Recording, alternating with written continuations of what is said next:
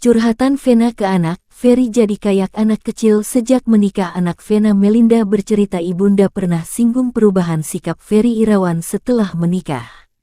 Atala Novel mengatakan curahan hati itu disampaikan sebelum dugaan kekerasan dalam rumah tangga KDRT di Kediri terjadi. Setelah menikah kok merasa, ini curhatan dari mama ya, aku cuma menyampaikan, kok sifatnya kayak anak kecil.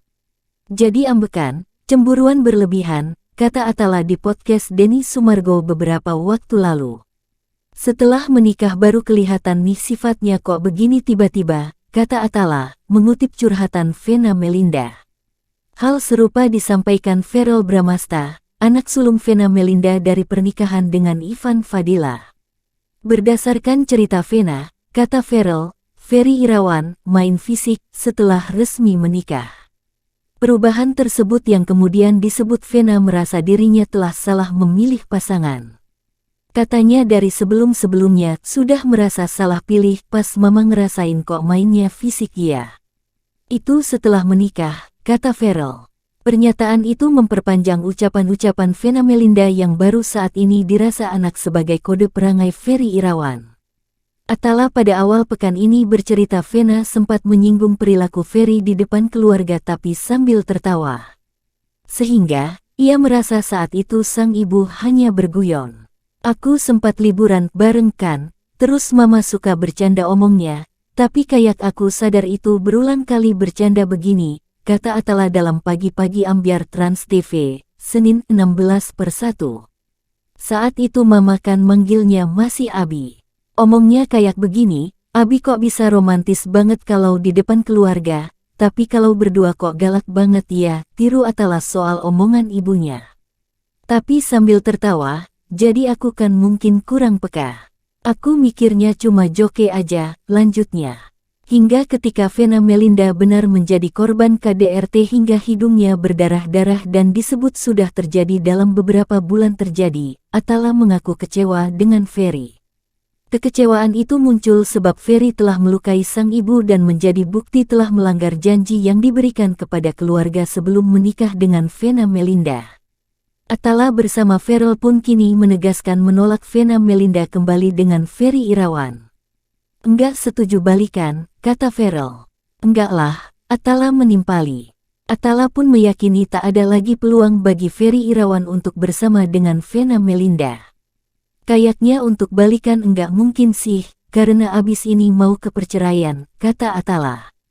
Indonesia.com telah meminta izin kepada Denny Sumargo, Verrel, dan Atala untuk mengutip unggahan itu. Sebelumnya, Vena resmi melaporkan Ferry Irawan atas dugaan KDRT pada Senin 9/1. Awalnya, laporan itu diajukan ke Kediri. Namun, laporan tersebut dialihkan ke Surabaya sesuai dengan domisili pasangan tersebut. Ferry kemudian ditetapkan sebagai tersangka dalam kasus ini pada Kamis 12/1. Ia disangkakan pasal 44 dan 45 UU nomor 23 tahun 2004 tentang KDRT.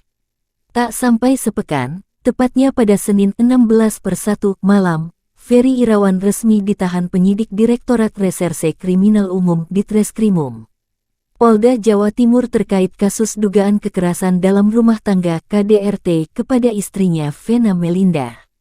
Di sisi lain, Vena Melinda juga menyatakan bakal menggugat cerai Ferry Irawan. Gugatan cerai disebut disiapkan pada Senin 16/1. Namun, hingga kini belum diketahui detail waktu dan tempat pengajuan gugatan. Hotman Paris sebut pernyataan Ferry berubah usai jadi tersangka. Pengacara Vena Melinda, Hotman Paris, menyebut Ferry Irawan sebelumnya sempat mengakui perbuatannya yang menyebabkan istrinya terluka. Namun itu berubah semenjak aktor itu punya pengacara. Menurut Hotman dalam sesi Rumpi No Secret Trans TV yang tayang Selasa 17/1, Ferry sempat mengakui semua yang dituduhkan Vena kala BAP pertama di hadapan penyidik, termasuk soal hidung berdarah Vena.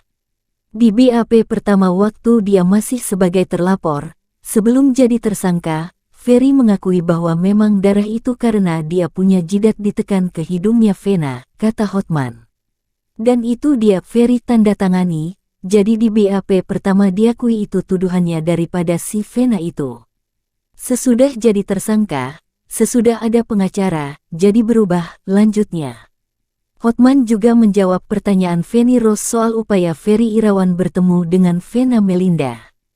Hal itu disebut Hotman terjadi sebelum dirinya menjadi pengacara Vena, sehingga ia hanya berdasarkan cerita kliennya itu. Akhirnya Vena mau bertemu, tapi Vena tanya 3 hal dan ditanya semua, akuin ini enggak, akuin ini enggak, akuin ini enggak. Semua diakui secara lisan di hadapan para penyidik, diakui, kata Hotman. Dan kemudian juga dalam BAP pertama, belum tersangka, diakui. Kok malah sekarang berubah? Aduh, kumaha atuh, lanjutnya. Pada Senin 16/1, Ferry Irawan membantah tudingan KDRT terhadap Vena Melinda. Hal itu ia ucap dalam rangka memenuhi panggilan pemeriksaan di Treskrimum Polda Jawa Timur. Waktu itu, saya berniat menenangkan istri yang histeris. Istri saya berusaha menyakiti diri sendiri, saya mengangkat dia ke kasur, dia menempelkan mukanya ke saya, kata Ferry mengawali bantahannya, Senin 16/1. Kemudian muncul kata-kata yang sudah tak sepantasnya keluar dari mulut seorang istri, saya rebahkan dia. Pada saat itu saya dibilang mematahkan hidungnya, ujar Ferry. Ferry Irawan tiba di sana bersama kuasa hukumnya, Jeffrey Simatupang. Jeffrey mengatakan pihaknya membawa sejumlah bukti dalam penyidikan terkait segala tuduhan dari Vena Melinda. Bahkan Jeffrey mengatakan Ferry juga menjadi korban kekerasan. Hal itu disebut terjadi pada tanggal 6 Januari meski ia tak ingin mengungkap siapa pelakunya. Di tanggal 6 Januari kejadiannya bahwa bibir Pak Ferry robek berdarah. Pertanyaan siapa yang melakukan? Terjemahkan sendiri, kata Jeffrey. Pak Ferry sebelum berangkat bibirnya berdarah ada yang mencakar tuh, namun pada malam harinya, polisi resmi menahan Ferry Irawan. Ada beberapa pertimbangan yang melatar belakangi keputusan penyidik ini hingga melakukan penahanan terhadap Ferry. Penahanan itu kan kewenangan penyidik sebagaimana pasal 21 KUHP, kata Kabid Humas Polda Jatim Kombes Dirmanto, Senin 16/1. Di dalam pasal 21 KUHP, diatur syarat objektif bahwa penahanan bisa diberlakukan kepada tersangka yang diancam dengan hukuman penjara 5 tahun atau lebih. Dalam kasus ini, Ferry dipersangkakan pasal 44 dan 45 UU nomor 23 tahun 2004 tentang KDRT dengan ancaman hukumannya maksimal 5 tahun maksimal. Namun pada Selasa 17/1 pengacara Ferry, Jeffrey Simatupang, mengatakan pihaknya sudah mengajukan penangguhan penahanan kliennya tersebut. Sudah langsung kami ajukan penangguhan penahanan, kata Jeffrey. Alasannya tentu bersikap kooperatif, selalu hadir dalam pemeriksaan. Lalu yang kedua, adalah ada riwayat penyakit.